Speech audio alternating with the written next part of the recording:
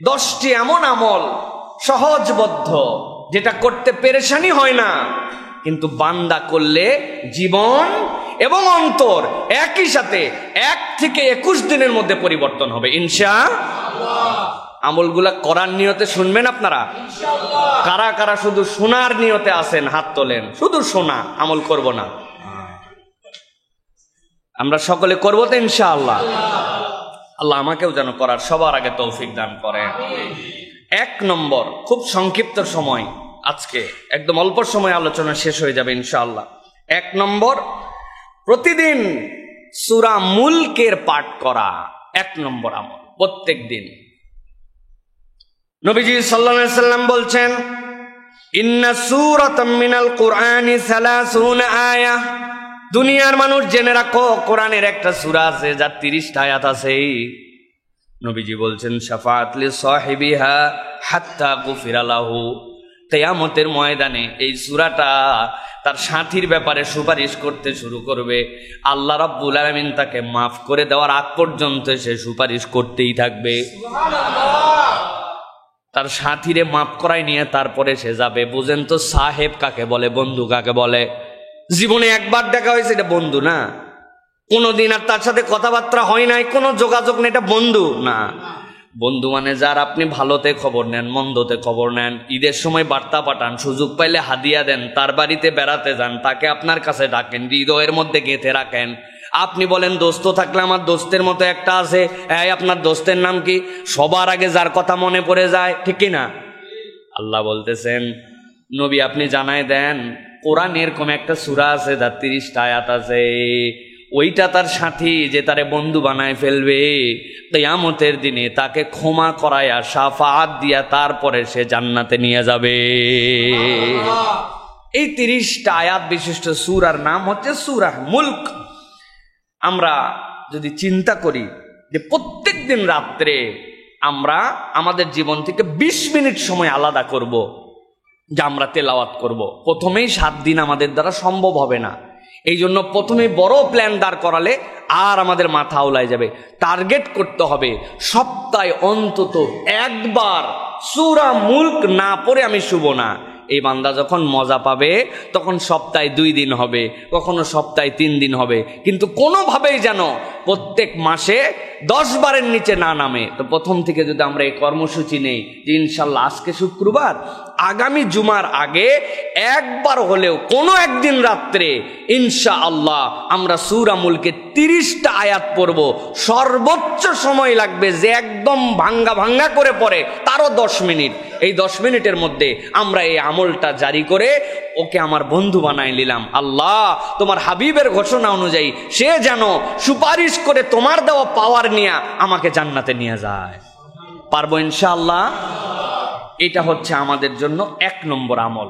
প্রিয় ভাইয়েরা, সংক্ষিপ্ত কথা বলবো, আজকে বলেছি 2 নম্বরে বার যে আমলটা করতে আমাদের কষ্ট হয় না, কিন্তু পলিসি না থাকার কারণে আমরা এই আমলটি ঠিকঠাক মতো করি না।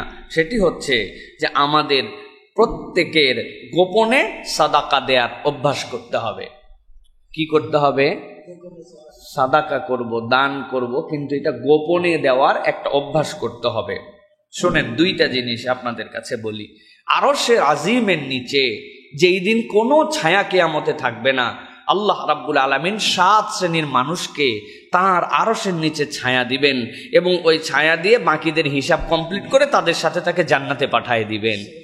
নবীজি সাল্লাল্লাহু আলাইহি সাল্লাম বলছেন তার একটা হচ্ছে ওয়ারাজুলুন তাসাদ্দাকা বিসাদাকাতিন ফাআখফাহা, এমন এক ব্যক্তি যে দান করত কিন্তু গোপন করে রাখত। কেমন গোপন?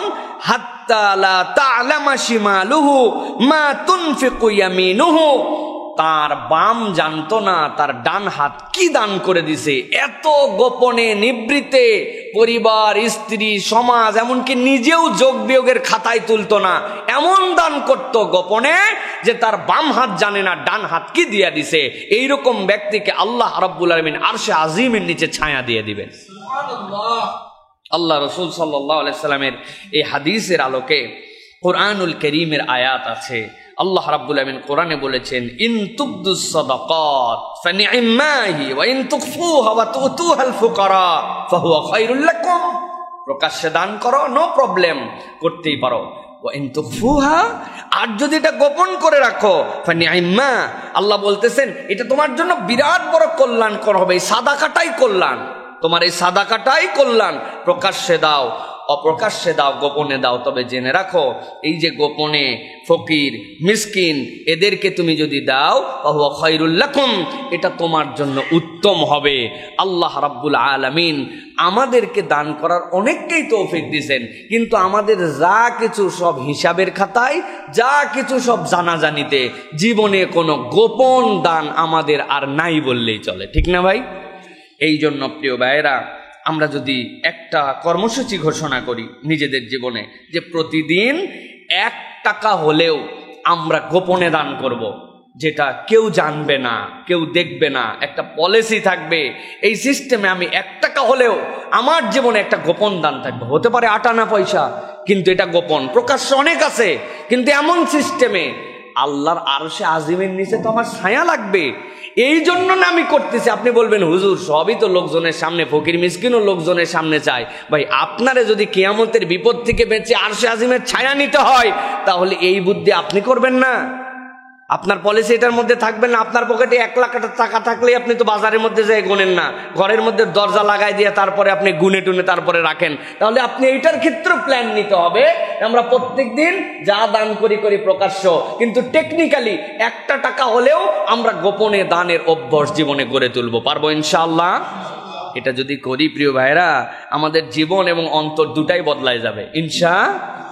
বলে অন্তর কিভাবে বদলাবে? আল্লাহ বলেছেন ওয়াইন তুখফুহা ওয়া তুতুহাল ফুকারা ফাহুয়া খায়রুল লাকুম, তুমি যদি এটা গোপনে কোনো ফকির মিসকিনকে অভাবগ্রস্তকে দাও, এটা তোমার জন্য কল্যাণকর। কি কল্যাণ আল্লাহ প্রকাশ করেন নাই?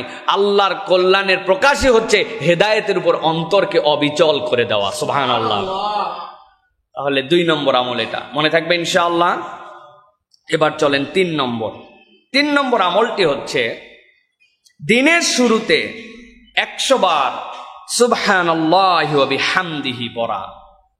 প্রত্যেক দিন দিনের শুরুতে সুবহানাল্লাহি ওয়া বিহামদিহি এটা 100 বার পড়া। কি লাভ এটা পড়লে?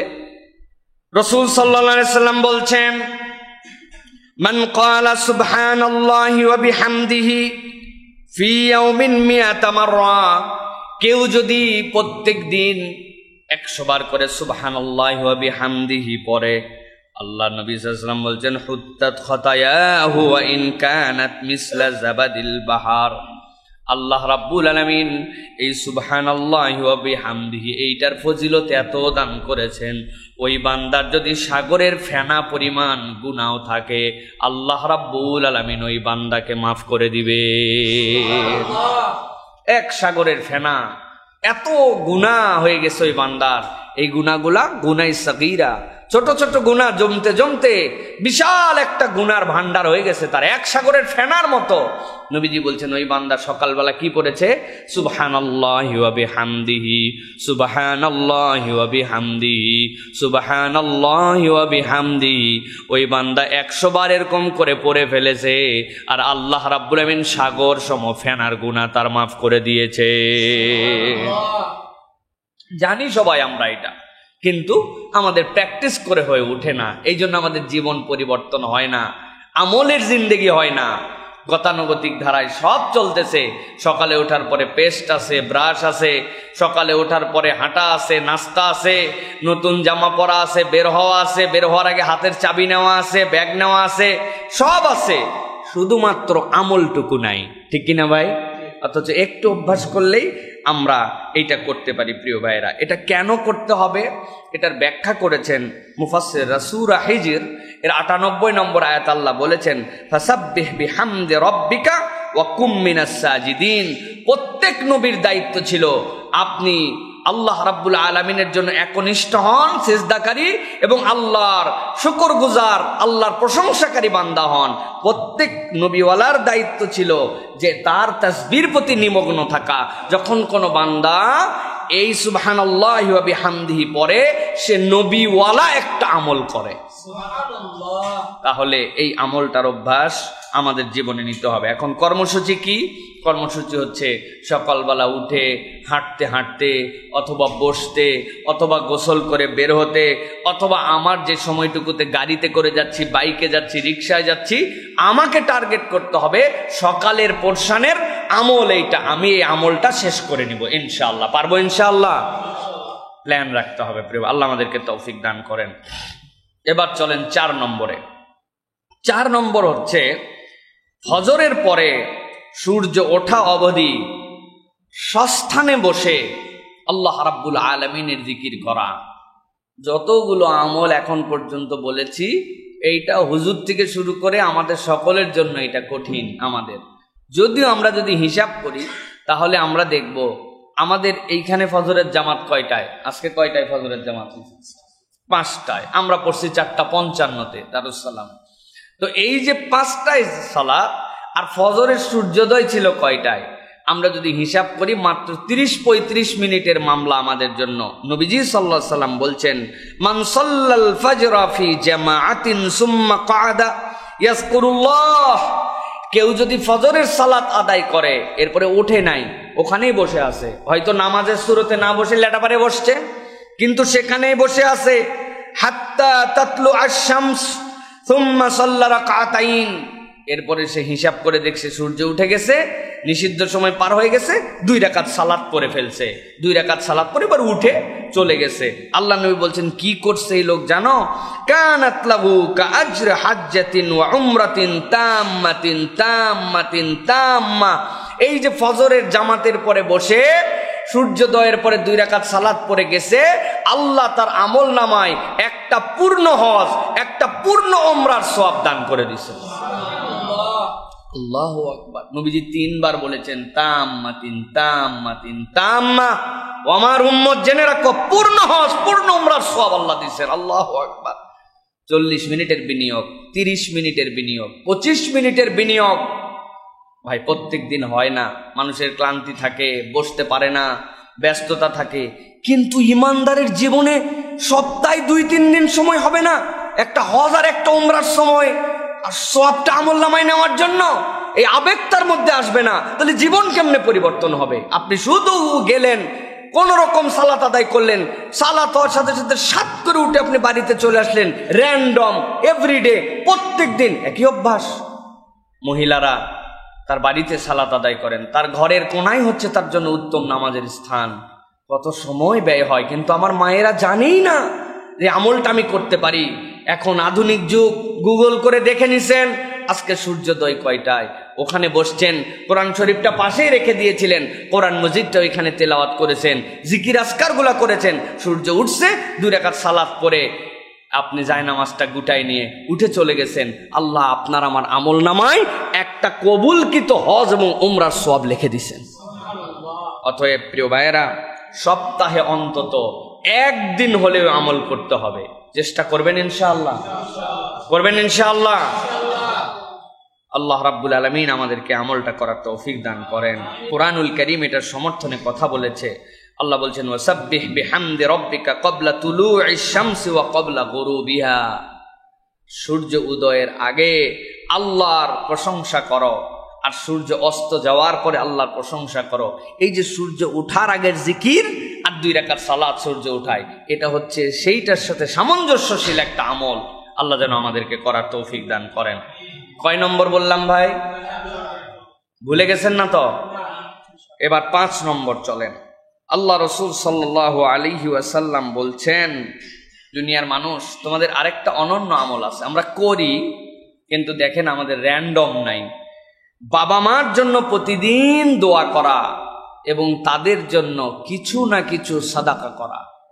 বাবা মার জন্য দোয়া, যার বাবা মা বেঁচে আছেন তার জন্য, আর যার বাবা মা মারা গিয়েছেন তার জন্য। কত ভাই এখানে আছেন, আমাদের আব্বা আম্মা উভয়েরই চলে গেছেন দুনিয়া থেকে। কারা কারা ভাই দেখি তো, একটু হাত উঁচু করেন তো। কাদের আব্বাও নাই, আম্মাও নাই?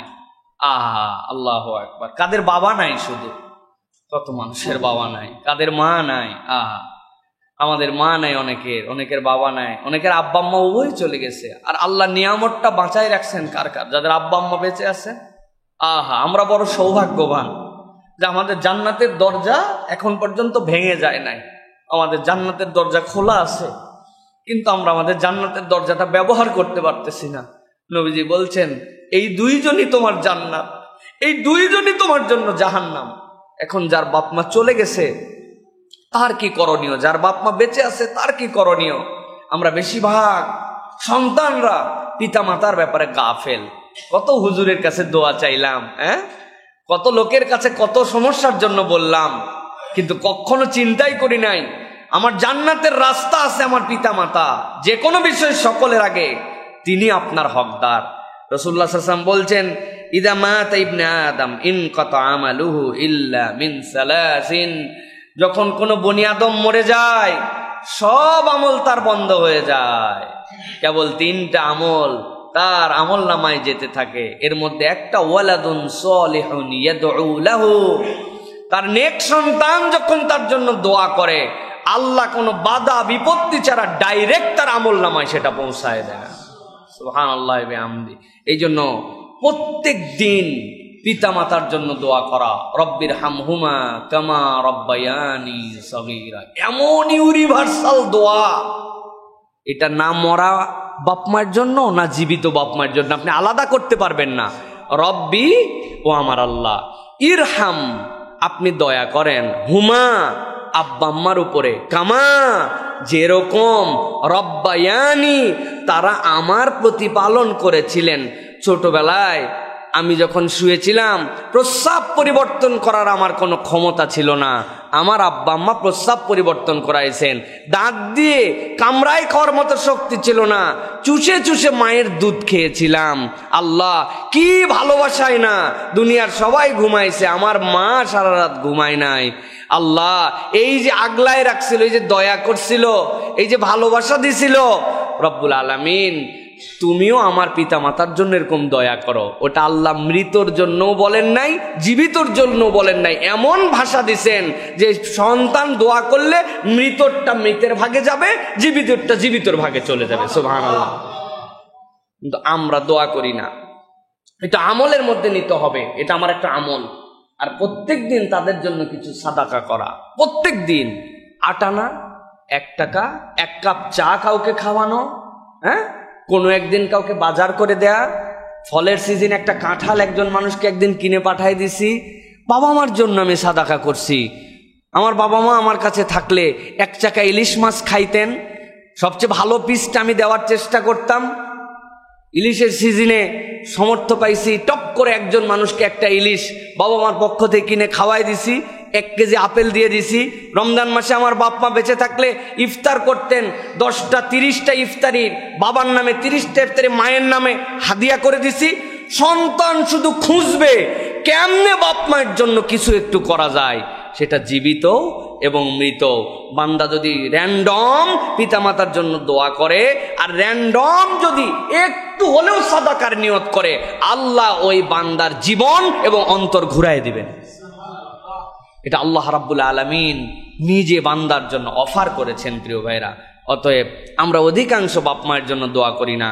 কর্মসূচি হবে আজকের থেকে যে যেহেতু অনেক দিনের কাফফারা বাকি আছে, স্পেশালি এই সপ্তাহে অথবা প্রত্যেক দিন শুধু আল্লাহর হাম, রাসূল সাল্লাল্লাহু আলাইহি ওয়াসাল্লামের প্রতি দরুদ এবং সালাম পড়ার পরে 5 মিনিট শুধুই বাপ মার জন্য দোয়া করব। পারবো ইনশাআল্লাহ? 5 মিনিট পারবেন ইনশাআল্লাহ? 5 মিনিট আরবি জানা লাগবে না, আল্লাহ বাংলা বোঝে, ভাষার কোনো ধর্ম নাই, ধর্মীয় ভাষা আছে।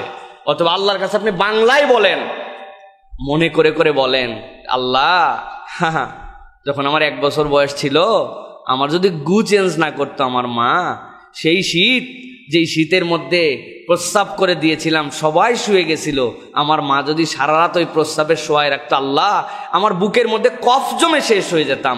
মা কেমনে জানি জেগে গেছিল, কেমনে জানি আমারে আগলায় নিছিল। আল্লাহ এই ঋণ কোনোদিন সহ্য করতে পারবো না, 1 রাতকে কখনো আমি পৃথিবীর সব দিয়ে বদলায় দিতে পারবো না। আল্লাহ ওই আব্বা আম্মার জন্য তুমি দয়া করো আল্লাহ।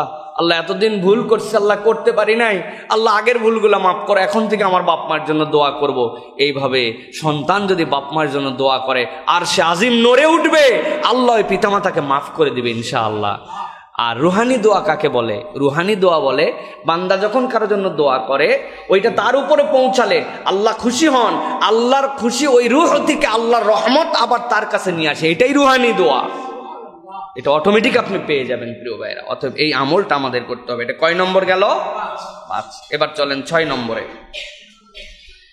6 নম্বরটা হচ্ছে আল্লাহ কোরআনুল কারীমের মধ্যে বলেছেন এবং নবীজি হাদিসের মধ্যেও আসছে, একাকী কাঁদা, অন্তরের গভীর থেকে তওবা। একাকী, এখন তো কথা বললে ইমোশন চলে আসলে, একজন দোয়া করলে বাকিদের ফিলিংস আসলে চোখে পানি আসে, একাকী আল্লাহর জন্য কাঁদা। আল্লাহ রাব্বুল আমিন বলছেন কোরআনুল কারীমের মধ্যে, ইযা যুকিরাল্লাহ ওয়াজিলাত কুলুবুহুম। এমন কতকগুলা মানুষ আছে যে মানুষগুলা আল্লাহর জিকির স্মরণ করে, করার পরে তাদের অন্তর নরম হয়ে যায়। কেমন নরম হয়? আল্লাহ বলছেন তাদের চোখ দিয়ে পানি পড়তে শুরু করে। ওই বান্দা আল্লাহকে দেখে নাই, ওই বান্দা জান্নাত দেখে নাই, জাহান্নাম দেখে নাই। নিজের আমল নামার এমন পাপ আছে যেটার কথা বান্দা ভুলে গেছে, কিন্তু বান্দা এমন ভাবে নিজের হৃদয়ে আল্লাহর ভীতিকে জাগ্রত করে নিজের অপরাধগুলাকে আল্লাহর সামনে দাঁড় করাইছে। ঘুমায় আছে তার সন্তান, ঘুমায় আছে তার স্ত্রী, ঘুমায় আছে দুনিয়া, টপ করে উঠছে, ভাবটা এমন যেন প্রস্রাব করার জন্য উঠছে। বাথরুমের লাইট দিলে সন্তান উঠে যেতে পারে, কৌশলে বাথরুমের লাইটটা পর্যন্ত দেয় নাই, চলে গেছে অন্য জায়গায়। অল্প একটু কষ্ট করে অজু করে নিয়ে যায় নামাজটা পেরে দিছে, কেউ জানে না বাড়ির সবাই সবার মতো ঘুমায়। ওই বান্দা যায় নামাজের মধ্যে দাঁড়ায়া রব্বুল আলামিনের কাছে 2 রাকাত সালাত আদায় করে হাত তুলে দিছে। ইমোশন আসে না, চোখের পানি আসে না, সিজদায় চলে গেছে, রব আমার তো চোখে পানি আসে না। অথচ নবীজি সাল্লাল্লাহু আলাইহি ওয়াসাল্লাম বলছেন, ওয়ারাজুলুন যাকারাল্লাহ খালিয়ান ফাফাদাত আইনা। আরশে আজিমের নিচেতে এমন লোক জায়গা পাবে যেই লোক একাকী দাঁড়াইছে আর আল্লাহর জন্য চোখের পানি বিসর্জন করে দিছে। আল্লাহ তার চোখের পানির এমন মূল্যায়ন করছেন, ওই চোখের পানির কারণে আরশে আজিমের নিচে তার জন্য সিট বরাদ্দ করে রাখছেন। আল্লাহ আমি তো সেই তালিকায় আসতে পারি না, আমার অন্তর শক্ত হয়ে গেছে, আল্লাহ আমার চোখে তুমি পানি দিয়ে দাও। তোমার ভীতির কথা আস্তে আস্তে মনে করবে আল্লাহর কাছে। আল্লাহ রব্বুল আমিন ওই বান্দার চোখে 1 ফোঁটা পানি যদি চলে আসে, 1 দিন আসবে না, 2 দিন আসবে না, চোরের মতো করে আল্লাহর সামনে দাঁড়াইছে, কেউ জানি না জানতে পায়। দরজা একটু নড়ে গেছে বাড়ির, নিজের সংকীর্ণ হয়ে গেছে, আমার এই চোখের পানিকে কেউ দেখে ফেললো কিনা, এটা তো কাউকে দেখানোর জন্য আমার তাহাজ্জুদ নয়, কাউকে জানানোর জন্য নয়।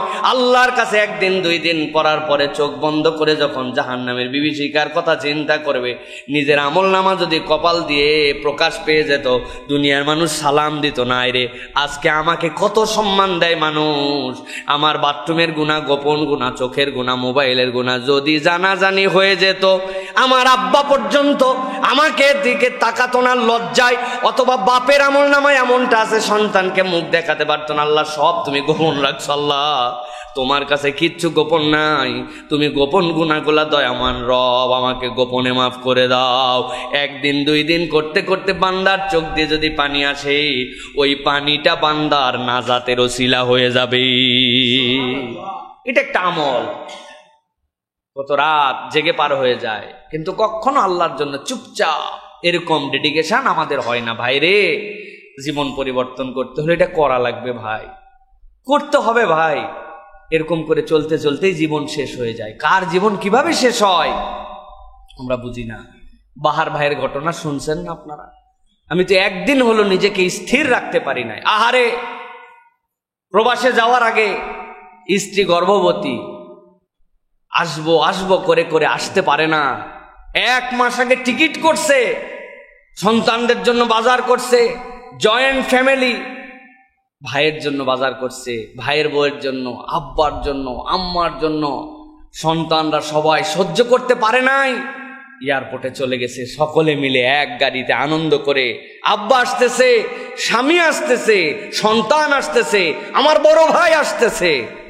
এয়ারপোর্টে সন্তানকে দেখে একটু জড়ায় ধরছে, দিয়ে বলছে এটা তোর গিফট। বলছে মা এখনই খুলবো। বলছে খুলিস না, বাড়িতে যাই সবাই মিলে দেখে দেখে আনন্দ করে খুলবো। আব্বা এটা তোমার জন্য আনছি, এর মধ্যে আব্বা এখানে তো খুলতে পারলাম না, হাতে করে এইটুকু নিয়ে আসছি, অন্তত চকলেটটা মুখে দাও। কি আনন্দ, কি পরীক্ষা আল্লাহ তাদের উপরে নিয়ে ফেললেন। রওনা দিয়ে গেছে, গাড়ি নেমে গেছে। গাড়ি নামার পরে ড্রাইভার নেমে পালায় চলে গেছে, দরজাগুলো আর খুলতে পারে নাই। ওর মধ্যে থেকে সন্তানকে মা ছাড়ে না, বলছে তুমি বের হও, সন্তান না নিয়ে ছাড়বে না। ভাইয়ের বউকে বলছে তুই বেরো, ও তাকে নিয়ে নামে না। মাকে বলছে তুমি নামো, শাশুড়ি ছাড়া নামবে না। আস্তে করে তলায় গেছে গাড়ি। কি মর্মান্তিক, পুরা পরিবার শেষ।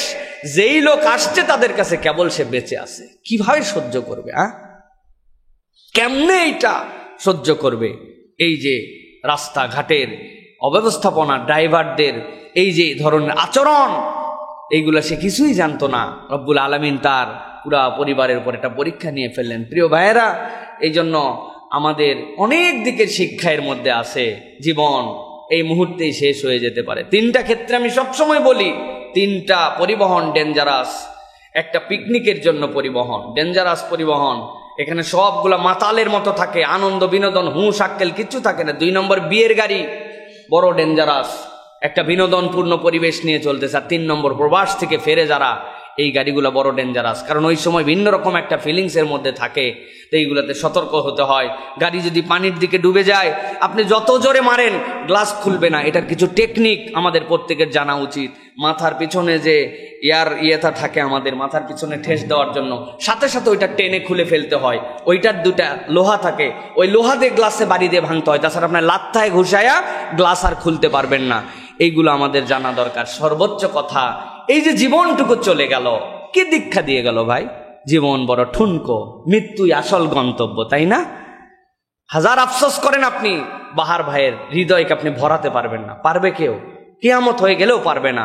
তার যা হারাইছে তা হারাই গেছে। এখন আল্লাহ আমাকে বাঁচায় রাখছেন, আল্লাহ আমাকে হায়াতে রাখছেন, ওইটুক কাজে লাগাই ভাই। কখন মৃত্যু চলে আসবে কে জানে। ওই যে আমার নতুন মুয়াজ্জিন, এই অঞ্চলে তাতে সুন্দর কেউ আজান দিতে পারে না, আলহামদুলিল্লাহ। তার আগে আমার বেলাল ভাই ছিল। কি দোষ, কি অপরাধ বেলালের? কিচ্ছু না। বাজার করে রিক্সায় করে ফিরতেছে, তার রিক্সায় তার টাকায় সে উঠছে, পিছন থেকে ট্রাক দিয়ে মারিয়ে দিয়ে একটা সুস্থ লোকরে শেষ করে দিছে, পঙ্গু বানায় দিছে, তার ক্যারিয়ারটা শেষ হয়ে গেছে। এরকমই তো দুনিয়া না? আমাদের এরকম জায়গা থেকে, সুতরাং আল্লাহ যতটুকু সুযোগ দিছেন ওইটাকে মনে করি গনিমত, ওইটাকে মনে করি কাজ। এক আফসারের দিক তাকায় আপনি যদি দুঃখ ব্যথা অনুভব করে নিজের জীবনের মূল্যায়ন না করতে পারেন, তাহলে শুধুমাত্র হাহুতাশ করে আমাদের কি লাভ? আল্লাহ তাকে ধৈর্য ধরার তৌফিক দান করেন। আল্লাহ তাকে এমন কিছু নিয়ামত দেন যেন এই এই ভাইটা দুনিয়ার এই পরীক্ষায় উত্তরায় যেতে পারেন। বলে আল্লাহুম্মা আমিন। আল্লাহ আর আমাদেরকে আমল বাড়ানোর তৌফিক দান করেন। তাহলে প্রিয় ভাইয়েরা, 6 নম্বরে গেল একাকী কাঁদা, মনে থাকবে তো ইনশাআল্লাহ। 7 নম্বরে দিনে অন্তত পক্ষে 10 থেকে 100 বার লা ইলাহা ইল্লাল্লাহু ওয়াহদাহু লা শারীকা লাহ, এইটা পড়ার জন্য চেষ্টা করা। নবীজি সাল্লাল্লাহু আলাইহি ওয়াসাল্লাম বলছেন, খুব গভীরভাবে শোনেন, মান ক্বালা লা ইলাহা ইল্লাল্লাহ ওয়াহদাহু লা শারীকা লাহ লাহুল মুলকু ওয়া লাহুল হামদু ওয়া হুয়া আলা কুল্লি শাইইন কাদির ফি ইয়াউমিন মিয়াতা মাররাতিন কানাত লাহু আদলু 10 রিকাব। কেউ যদি প্রত্যেক দিন 100 বার পড়তে পারে, কি পড়তে পারে পড়েন তো আমার সাথে, লা ইলাহা ইল্লাল্লাহ ওয়াহদাহু লা শারীকা লাহ লাহুল মুলকু ওয়া লাহুল হামদু ওয়া হুয়া আলা কুল্লি শাইইন কাদির। এইটা জানে না এরকম কোনো বান্দা নাই। 100 বার যদি পড়ে, আল্লাহর নবী বলছেন 10টা দাস মুক্ত করলে যে সওয়াব, 10টা বান্দা গোলামির মধ্যে আছে তাদেরকে আজাদ বানায় দিলে যে সওয়াব, আল্লাহ তার আমলনামায় সে সওয়াব দান করে দিবেন। আরেকটা হাদিসের মধ্যে আসছে, কেউ যদি 10 বার পড়ে, 10 বার লা ইলাহা ইল্লাল্লাহ ওয়াহদাহু লা শারীকা লাহ লাহুল মুলকু ওয়া লাহুল হামদু ওয়া হুয়া আলা কুল্লি শাইইন কাদির, বনি ইসমাইলের তথা নবী করিম সাল্লাল্লাহু আলাইহি ওয়াসাল্লামের বংশের 40টা গোলামকে আজাদ করে দিলে যে সওয়াব হয়, আল্লাহ তার আমলনামায় সওয়াব দান করে দিবেন। সুবহানাল্লাহ, কত সহজ আমল, কিন্তু আমাদের টার্গেট নাই, কোনো প্ল্যানিং নাই। কি করব? আমি 10টার কথা এই জন্য বলছি, লিখে ফেলে টার্গেট করে প্ল্যানিং করে, মনে না থাকলে এই ওয়াজ ইউটিউব থেকে সার্চ করে বের করে তাও আপনাকে এই কাজের মধ্যে যেতে হবে, যে আমার জীবন থাকবে আর 10 বার এটা পড়বো না, এরকম হবে না, পারবো না ইনশাআল্লাহ।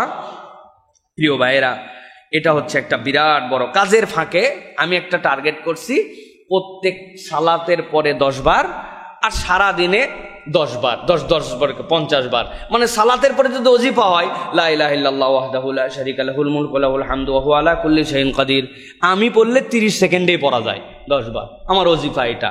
তাহলে 5 সালাতের পরে 50 বার আর বাকি 50 বার, আর যদি কিছু না পারি অন্তত 10 বার, যে কোনো একটা সালাতের পরে হলেও, কিন্তু আমার প্রত্যেক দিন এটা মিস যাবে না। এই আমল আল্লাহ রাব্বুল আমিনের পক্ষ থেকে আমাদের জন্য রহমত নিয়ে আসবে ইনশাআল্লাহ। এবার 8 নম্বরে, প্রত্যেক দিন 1 আয়াত হলেও কোরআন তেলাওয়াত করা।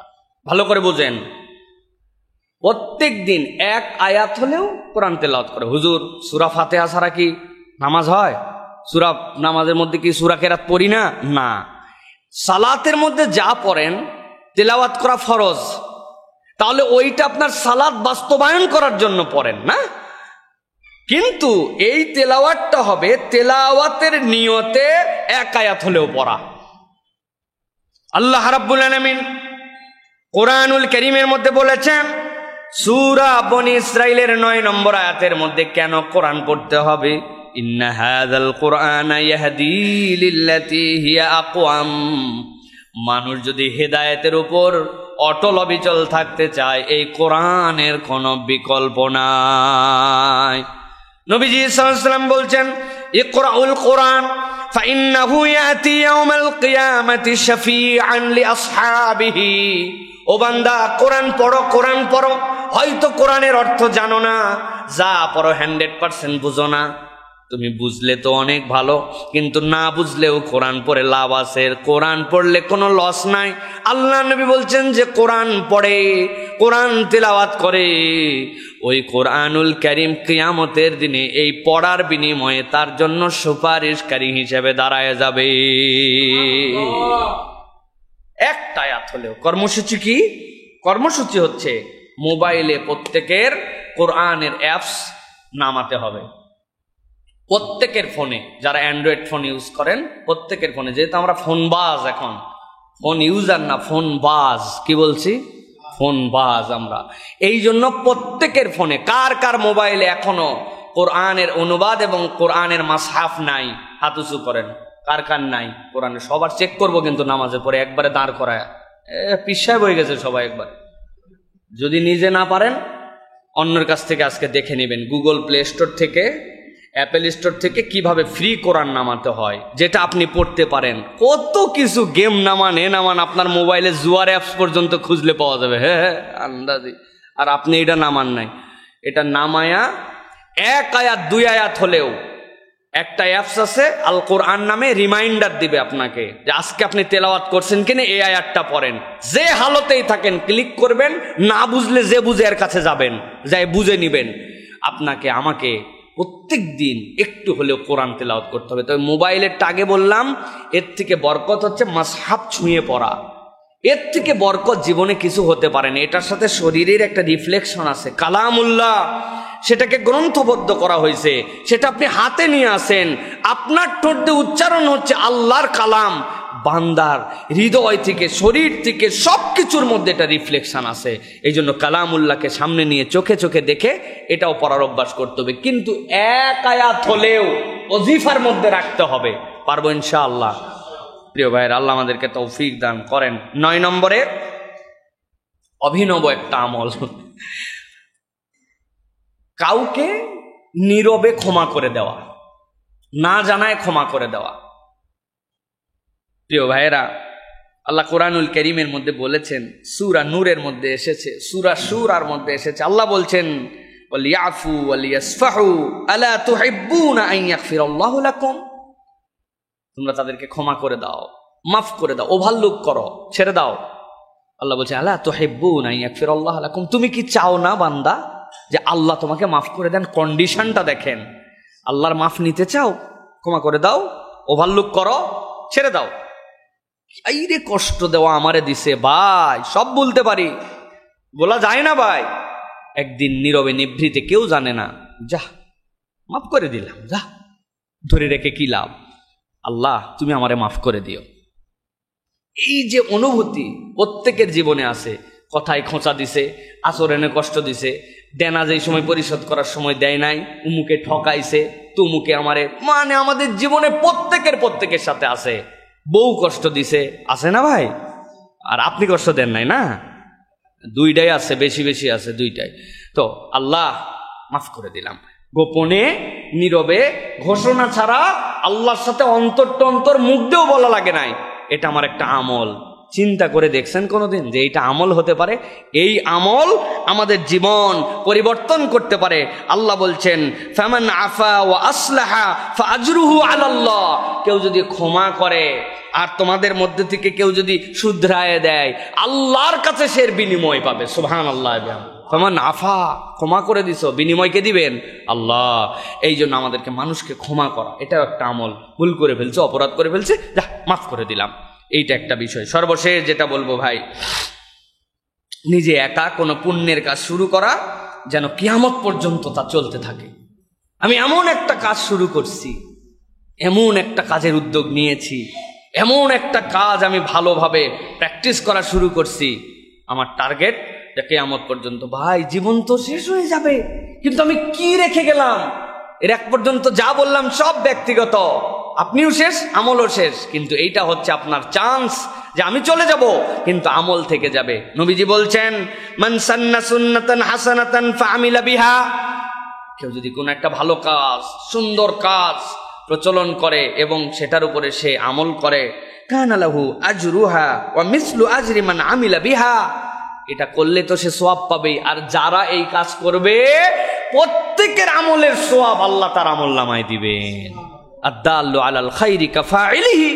নবীজি সাল্লাল্লাহু আলাইহি ওয়াসাল্লাম বলছেন, লা ইয়ানকুসু মিন উজুরিহিম শাইয়া। কিন্তু তুমি মনে করো না অমুক এই কাজ করছে, অনুসরণ করে আমি করতেছি, তাইলে মনে হয় আমার আমল কমে যাচ্ছে। না, আল্লাহ তাকেও দিবেন, তাকেও দিবেন।